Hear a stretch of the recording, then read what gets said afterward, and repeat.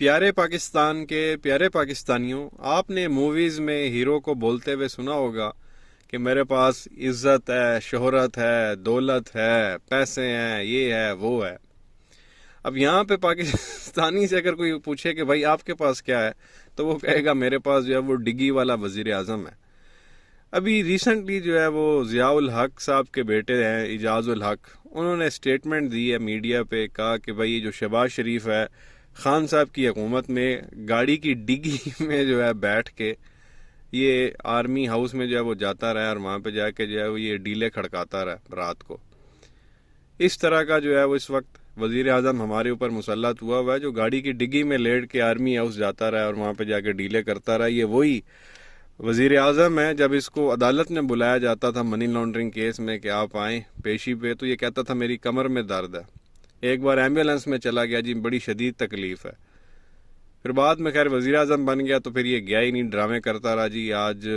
فلانی جگہ میری میٹنگ، آج میں فلانے دورے پہ جا رہا ہوں، اور پہلے جاتا ہی نہیں تھا۔ کبھی کرونا کہتا تھا جی مجھے ہو گیا، کبھی کہتا تھا جی کمر میں درد ہو گیا، ابھی میں ایمبولینس میں پڑا ہوا ہوں، آج میں ہاسپٹل میں جا رہا ہوں۔ اور یہ شخص ڈیلیں کرنے کے لیے جو ہے پیشی پہ جانے کے لیے اس کو مسئلے ہوتے تھے، پرابلمز ہوتی تھی، اور ڈیلیں کرنے کے لیے گاڑی کی ڈگی میں لیٹ کے چلا جاتا تھا۔ تو اعجاز الحق صاحب نے یہی کہا ہے کہ آپ آرمی ہاؤس کا جو ہے وہ ریکارڈ نکلوا رہے ہیں کہ کون کون وہاں پہ جو ہے وہ انٹری کس گاڑی کی ہوتی رہی ہے، تو یہ بھائی صاحب آپ کو نہ انہیں کسی گاڑی کی ڈگی میں سے یہ نکلیں گے اور آپ کو پتہ چل جائے گا۔ اور یہی خان صاحب نے کہا کہ اب جو ڈگی میں گھس کے جا کے ڈیلے کرتا رہا ہے، اس کے ساتھ میں نے کیا بات کرنی، جس کی کوئی کریڈیبلٹی نہیں ہے، جو بوٹ پالسی ہے،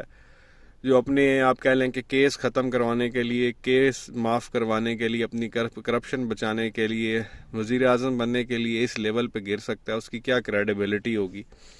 کیا آپ کہہ سکتے ہیں کہ انٹیگریٹی موریلٹی کی بات کریں گے اس شخص کے بارے میں؟ تو یہ اس وقت اس طرح کا جو ہے وہ بندہ ہمارے اوپر مسلط ہوا ہے۔ خان صاحب نے جو ہے وہ کل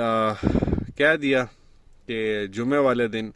میں جو ہے وہ کال دے دوں گا فائنل۔ ابھی تک خان صاحب نے کہا میں نے کال دینی ہے، اور ڈیٹ وہ نہیں بتا رہے تھے، تو خان صاحب نے کہا میں جمعے کے دن ڈیٹ اناؤنس کر دوں گا کہ کس ڈیٹ کو جو ہے وہ لانگ مارچ ہوگا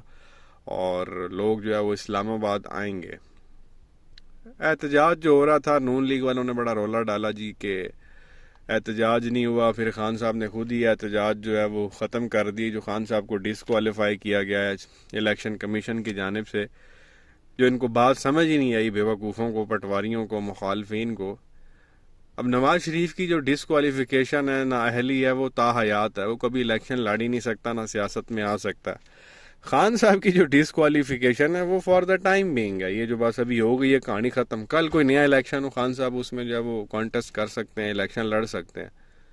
کل ہو جائے، ابھی گھنٹے بعد ہو جائے، خان صاحب اس کے لیے ایلیجیبل ہیں۔ یہ اتنی سی بس نااہلی تھی فار دا ٹائم بینگ۔ تو پہلے وہ مٹھائیاں شٹھائیاں لے کے کھاتے پیتے رہے ہیں، بڑا انہوں نے سوشل میڈیا پہ دھوم مچائی ہوئی تھی، جب بعد میں پتہ چلا بھائی یہ تو اہلی بس تھوڑی دیر کے لیے ہے،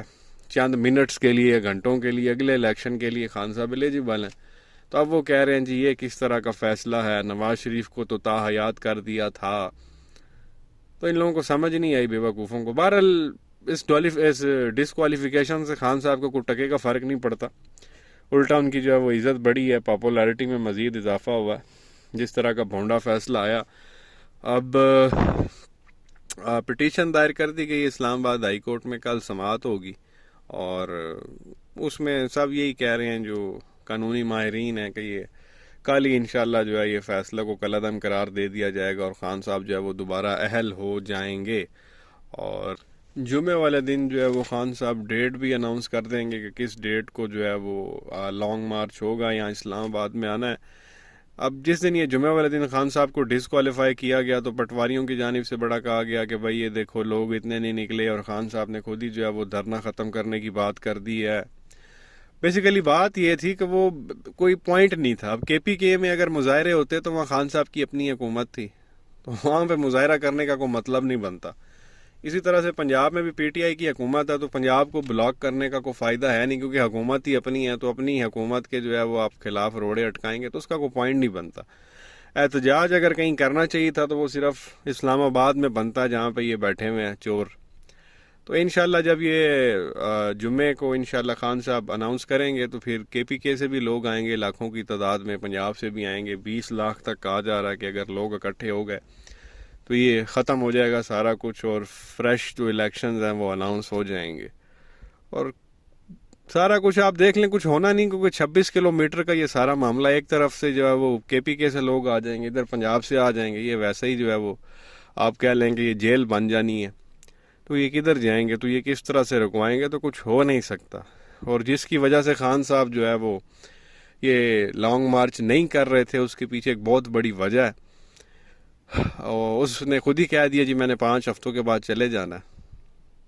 تو آپ لوگوں کو بات سمجھ میں آ گئی ہوگی کہ خان صاحب یہ لانگ مارچ کیوں نہیں کر رہے تھے۔ اب جب اس نے خود سٹیٹمنٹ دے دی ہے تو اب لانگ مارچ جو ہے وہ کیا جا سکتا ہے، اور خان صاحب نے کہا ہے کہ ان کے ساتھ کوئی ڈیل شیل نہیں ہو سکتی، جو ڈیگیوں میں بیٹھ کے جائے اس کے ساتھ میں نے کیا مذاکرات کرنے ہیں، کیا ان کے ساتھ ڈیل کرنی ہے، اور مذاکرات ان کے ساتھ کامیاب ہو ہی نہیں سکتے۔ تو انشاءاللہ جمعہ والے دن جو ہے وہ ڈیٹ اناؤنس ہوگی، اور اس کے بعد عوام باہر نکلے گی، اور انشاءاللہ اگلے وزیر اعظم خان صاحب ہی ہوں گے۔ یہ بھی ایک پروگرام میں اسد عمر صاحب نے بھی جو ہے ایک اینکر نے کہہ دیا، وہ جو جمیل فاروقی ہیں، کہ آپ کو کیا لگتا ہے اگلا وزیر اعظم کون ہوگا، تو اسد عمر صاحب نے کہا عمران خان ہوں گے، تو جمیل فاروقی نے کہا کہ آپ لکھ کے دے دیں، تو اسد عمر نے جو ہے وہ وائٹ پیپر پہ جو ہے وہ ٹائم ڈیٹ اور لکھ کے دے دیا کہ نیکسٹ پرائم منسٹر جو ہے وہ عمران خان صاحب ہوں گے، اور انشاءاللہ خان صاحب نہیں ہونا ہے۔ انہوں نے پہلے بھی بائی الیکشن دیکھ لی ہے، ابھی جو ریسنٹلی ہوا ہے وہ بھی دیکھ لیا، خان صاحب جو ہے وہ 6 سیٹوں پہ جیتے ہیں اکیلے ہی۔ پاکستان کی تاریخ میں ایسا کوئی آپ کہہ لیں کہ لیڈر نہیں آیا جو اس طرح سے کھڑا ہوا اور 6 سیٹوں پہ جیت گیا ہو۔ تو انشاءاللہ 2/3 میجورٹی سے بھی زیادہ پی ٹی آئی ون کرے گی، اور خان صاحب پرائم منسٹر بنیں گے، اور پھر انشاءاللہ جو ہے وہ صدارتی نظام آئے گا۔ کیا کہیں گے نیچے کمنٹ سیکشن میں اپنی رائے کا اظہار ضرور کریں۔ ویڈیو کو لائک کریں، چینل کو سبسکرائب کریں، بیل آئیکن پر کلک کریں۔ شکریہ۔